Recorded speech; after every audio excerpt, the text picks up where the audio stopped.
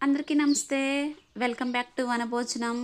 ఈరోజు రెసిపీ వచ్చేసి కొబ్బరితో లడ్డూలు చేయబోతున్నానండి. పచ్చి కొబ్బరితో లడ్డూలు చాలా టేస్టీగా ఉంటాయి. చిన్నప్పుడు మనం తినేవాళ్ళం కదా కొబ్బరి లౌజులని, అవి చేయబోతున్నానండి. మన ఇంట్లో ఏదైనా ఫంక్షన్స్ అయినప్పుడు, ఫెస్టివల్స్ అయినప్పుడు కొబ్బరికాయలు కొడుతూ ఉంటాం కదా. సో వాటిని వేస్ట్ చేయకుండా ఇలా సింపుల్గా కొబ్బరి లడ్డూలు చేసుకొని తింటే ఎంతో టేస్టీగా ఉంటుందన్నమాట. ఆ ప్రాసెస్ ఏంటో ఇప్పుడు నేను మీకు చేసి చూపించబోతున్నాను. మీరు కూడా అదే ప్రాసెస్ ఫాలో అవ్వండి. మీకు కూడా టేస్టీ లడ్డూలు వచ్చేస్తాయి. ముందుగా నేనైతే ఒక 2 కొబ్బరికాయలు తీసుకున్నానండి. 2 కొబ్బరికాయలు అంటే 4 చిప్పలు అనమాట. ఆ చిప్పల నుంచి కొబ్బరిని ఇలా వేరు చేసేయండి. కొబ్బరిని వేరు చేసినప్పుడు గుండ్రంగా వచ్చేటట్టు చూసుకోండి. ఎంత పాసిబుల్ అయితే అంత గుండ్రంగా వచ్చేటట్టు చూసుకుంటే మనకి కొబ్బరి తురమటం అనేది చాలా ఈజీగా ఉంటుందండి. ఇప్పుడు కొబ్బరి తురిమే ఉంటుంది కదా, ఆ తురిమే దాంతో పెద్ద హోల్స్ ఉంటాయి కదా, ఆ పెద్ద హోల్స్ తోటే తురుముకోవాలండి. మనకి ఎప్పుడైనా కొబ్బరి లడ్డూలు చేసుకునేటప్పుడు కొబ్బరిని తురమటానికే ట్రై చేయండి. మిక్సీ పట్టినట్లయితే మనకి కొబ్బరిని మిక్సీ పట్టినప్పుడు ఆ కొబ్బరిలో ఉన్న పాలు అనేది సపరేట్ అయిపోతాయండి. సో అందుకని కొబ్బరి లడ్డూలు చేసేటప్పుడు ఎప్పుడైనా సరే కొబ్బరిని మిక్సీ పట్టొద్దు. ఇలా తురుముకుంటేనే మనకి టేస్ట్ అనేది చాలా బాగుంటుంది. నెక్స్ట్ ఇప్పుడు కొబ్బరి తురమటం అయిపోయింది కదా, ఇప్పుడు బెల్లాన్ని తురుముకుందామండి. నేను 4 చిప్పలు తీసుకున్నాను కాబట్టి బెల్లం అనేది దాదాపు ఒక 3/4 కేజీ వరకు పడుతుంది. మనం కొబ్బరిని ఎంతైతే తీసుకుంటామో అదే కొలతలతోటి దీన్ని కూడా తీసుకోవాలి. ఒక్కో కొబ్బరికాయకైతే 1/4 కేజీ సరిపోతుంది. నేను ఇది మరీ తీపి లేదు కాబట్టి నేను 3/4 కేజీ వరకు తీసుకుంటున్నాను. మీరు కూడా మీ టేస్ట్‌కు తగ్గట్టు బెల్లాన్ని యాడ్ చేసుకోండి. 4 చిప్పలకి 1/2 కేజీ బెల్లం అయితే సరిపోతుంది. నాకు కొద్దిగా తీపి ఎక్కువ కాబట్టి నేను 3/4 కేజీ వరకు బెల్లాన్ని వేసుకున్నానన్నమాట. బెల్లాన్ని మొత్తాన్ని ఇలా తురుముకోవాలండి. బెల్లాన్ని కూడా మనం ఇలా చాకుతోటి తురుముకోవాలండి. ఎందుకంటే ఇలా పెద్ద పీసెస్ ఏమీ లేకుండా చూసుకోండి. ఎందుకంటే మనం బెల్లాన్ని కరిగించేటప్పుడు బెల్లం చాలా ఈజీగా కరిగిపోతుందన్నమాట. సో ఇప్పుడు బెల్లం కొబ్బరి తురుముకోవటం అయిపోయింది కదా. ఇప్పుడు స్టవ్ ఆన్ చేసి స్టవ్ మీద ఒక మందపాటి గిన్నెను పెట్టుకోండి. ఇలా మందపాటి గిన్నెను పెట్టుకోవటం వల్ల మనకి అడుగంటే ఛాన్సెస్ ఉండవు అనమాట. సో అందుకని మందపు గిన్నె పెట్టుకోండి. ఇప్పుడు గిన్నె కొద్దిగా హీట్ అయిన తర్వాత ముందుగా మనం తురిమి పెట్టుకున్న కొబ్బరి ఉంది కదా, ఆ కొబ్బరిని ఆ గిన్నెలోకి వేసేయండి.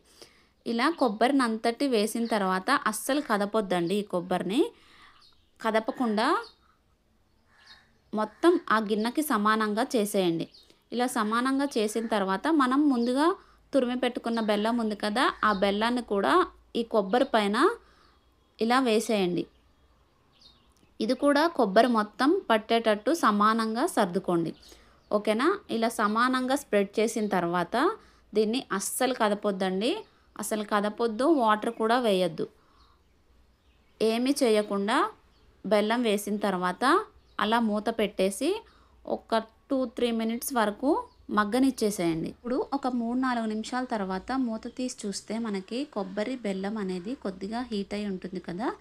సో ఆ వేడికి ఆ బెల్లం అనేది కొద్దిగా కరిగిపోయి ఉంటుందండి.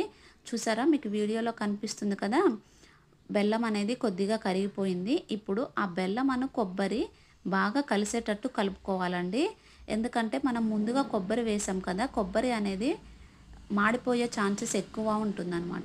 సో అందుకని కింది నుంచి కొబ్బరి మొత్తం పైకి వచ్చేటట్టు బాగా కలుపుకోండి. ఇప్పుడు మనకి బెల్లం హీట్ అవుతున్న కొద్దీ కరిగిపోతూ ఉంటుందండి. ఇప్పుడు ఇలా కరుగుతున్న బెల్లంలో నుంచి మనకి కొద్దిగా వాటర్ వస్తుంది. ఆ వాటర్ వచ్చేలాగా బాగా కలిపేసుకోండి. నెక్స్ట్ ఇప్పుడు దాంట్లోకి ఒక టీ గ్లాస్ అంతా వాటర్ వేసుకోండి. మొత్తం వాటర్ వేయొద్దు, సగం గ్లాస్ వాటర్ వేసుకోండి. ఇలా వాటర్ వేసిన తర్వాత మరొకసారి బాగా కలుపుకోవాలండి. ఇలా కలుపుతూ ఉంటే మనకి పాకం ఫామ్ అవుతుంది. ఇలా పాకం వచ్చేటట్టు బెల్లాన్ని బాగా కలుపుకుంటూనే ఉండండి. చూసారా, మీకు వీడియోలో క్లియర్గా కనిపిస్తుంది కదా, బెల్లంలో నుంచి వాటర్ వస్తూ ఉంటాయి. ఇప్పుడు ఆ బెల్లం అంతా కరిగిపోయేటట్టు ఇలా కలుపుతూనే ఉండాలండి. ఎందుకంటే ఇలా కలుపుతూ ఉండకపోతే మనకి త్వరగా మాడిపోతూ ఉంటుందన్నమాట. సో ఒక 5 నిమిషాలు 6 నిమిషాలు ఇలా కలుపుతూనే ఉండాలి. ఈ బెల్లం అంతా కరిగిపోయేటట్టు బాగా కలుపుకుంటూనే ఉండండి. నెక్స్ట్ ఇలా కలుపుకున్న తర్వాత మరొకసారి మూత పెట్టేసేయండి. మూత పెట్టేసి ఒక 5-6 నిమిషాలు మగ్గనిచ్చేసేయండి. ఇప్పుడు ఒక 5-6 నిమిషాల తర్వాత మూత తీసి చూస్తే చూసారా మనకి బెల్లం కరిగిపోయి పాకం అనేది ఫామ్ అయిపోయింది. ఇప్పుడు ఈ పాకంలోనే కొబ్బరి అనేది బాగా ఉడికిపోవాలండి. మనకి ఈ కొబ్బరి ఎంత ఉడికితే అంత టేస్ట్ వస్తుందనమాట. ఎందుకంటే ఈ పాకం అంతా కొబ్బరికి పడుతుంది కదా! సో, అందుకని మనకి టేస్ట్ అనేది వస్తుంది. ఇప్పుడు చిన్న మంట మీద ఈ కొబ్బరిని ఉడికించుకోవాలి. మనకి దాదాపు ఒక 20 మినిట్స్ వరకు టైం పట్టొచ్చండి. మీకు వీడియోలో కనిపిస్తుంది కదా! ఇప్పుడు బెల్లం అంతా కరిగిపోయి పాకం ఫామ్ అయింది. ఆ పాకంలో ఈ బెల్లాన్ని ఉడకబెడుతూనే ఉండండి. ఇలా ఉడికేటప్పుడు మధ్య మధ్యలో కలుపుతూనే ఉండాలండి. ఇలా మనం కలపకుండా వదిలేసామంటే ఆ బెల్లం అనేది త్వరగా మాడిపోతుంది. ఒక 20 మినిట్స్‌కి మనకి బెల్లం అనేది గట్టి పడుతుందండి. అదే బెల్లం పాకం ముదురుతున్న కొద్దీ మనకి గట్టి పాకం అనేది ఫామ్ అవుతూ ఉంటుంది కదా! సో, అలా గట్టి పాకం రెడీ అవుతుంది. చూసారా మీకు వీడియోలో క్లియర్‌గా కనిపిస్తుంది కదా! ఆ కొబ్బరి, బెల్లం కొద్దిగా దగ్గర పడుతూ ఉంటుంది. ఇప్పుడు అస్సలు కదపటం ఆపొద్దండి. అలా కలుపుతూనే ఉండండి. అలా కలుపుతూ ఉంటే మనకి నెక్స్ట్ ఇప్పుడు మనకి ఇది దగ్గర పడింది కదా! ఇప్పుడు దాంట్లోకి ఒక 4 యాలకుల్ని దంచి వేసుకోండి. ఇలా వేసుకున్న తర్వాత మరొకసారి బాగా కలుపుకోండి. చూసారా మీకు వీడియోలో కనిపిస్తుందా? నేను కొద్దిగా కలపటం ఆపితే అడుగంటుకుంది. కొంచెం అడుగంటుకుంది. ఏం ప్రాబ్లం లేదు. మనకి టేస్ట్ బావుంటుంది. ఇలా యాలకులు మొత్తం కలిసేటట్టు కలుపుకోండి. మనకు యాలకులు వేయగానే మంచి సువాసన వస్తుందండి. మీరు ఇక్కడ ఇంట్లో లడ్డూలు ప్రిపేర్ చేస్తే మీ వీధంతా కొబ్బరి లడ్డూలు చేస్తున్నారని తెలిసిపోతుందనమాట. అంత మంచి సువాసన వస్తుంది. చూసారా ఇప్పుడు మీకు వీడియోలో కనిపిస్తుంది కదా! ఇది మొత్తం దగ్గర పడింది. ఇప్పుడు మీరు పట్టుకున్నట్లయితే మీకు లడ్డూలా ఫామ్ అవుతుందండి. ఇలా గట్టి కన్సిస్టెన్సీ వచ్చేంత వరకు మీరు కలపటం ఆపొద్దు. ఇలా గట్టి కన్సిస్టెన్సీ వచ్చిన తర్వాత గ్యాస్ ఆఫ్ చేసేసి ఒక 20 మినిట్స్ వరకు పక్కన పెట్టేసేయండి. పక్కన పెట్టేసిన తర్వాత ఇది పూర్తిగా చల్లారనిచ్చేసేయండి. ఎందుకంటే పాకం కాబట్టి మనం పట్టుకుంటే చేతులు బాగా హీట్ ఎక్కుతాయన్నమాట. ఇప్పుడు 20 మినిట్స్ తర్వాత చూస్తే మీకు ఇది చల్లారిపోయి ఉంటుంది. ఇప్పుడు లడ్డూలు చుట్టుకోవడానికి ఈజీగా ఉంటుంది. మీకు ఎంత వేడి పట్టుకోగలిగితే అంత వేడి ఉన్నప్పుడు లడ్డూలు చుట్టుకోండి. చాలా ఈజీగా అయిపోతుందన్నమాట. చూసారా నాకైతే చల్లారిపోయింది. నేను లడ్డూలు చుట్టుకున్నానండి. చూసారా ఎంత బాగా లడ్డూలు ఫామ్ అయిపోయాయో.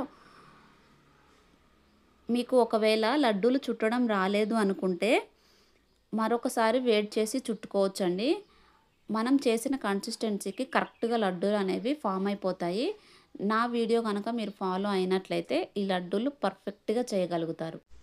చూసారా వీడియోలో కనిపిస్తుంది కదా! నేను ఎంత ఈజీగా లడ్డూల్ని చుట్టగలుగుతున్నానో.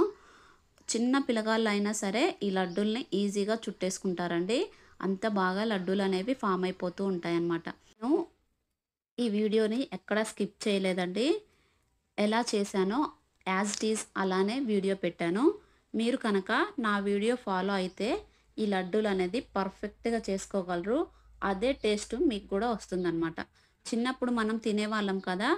రూ. 1, రూ. 2కి లడ్డూలు, కొబ్బరి లౌజులు అని కొనుక్కునేవాళ్ళం కదా! So, same as it is taste అనేది అలానే వస్తుంది. సో, మీరు కూడా మీ ఇంట్లో ట్రై చేసి ఎలా ఉందో నాకు కమెంట్ చేయండి. ఈ వీడియో కనుక మీకు నచ్చినట్లయితే please do subscribe, like, share, comment. Thanks for watching. మీకు కనుక మరిన్ని వీడియోలు కావాలంటే వనభోజనం ఛానల్‌ని చూడండి.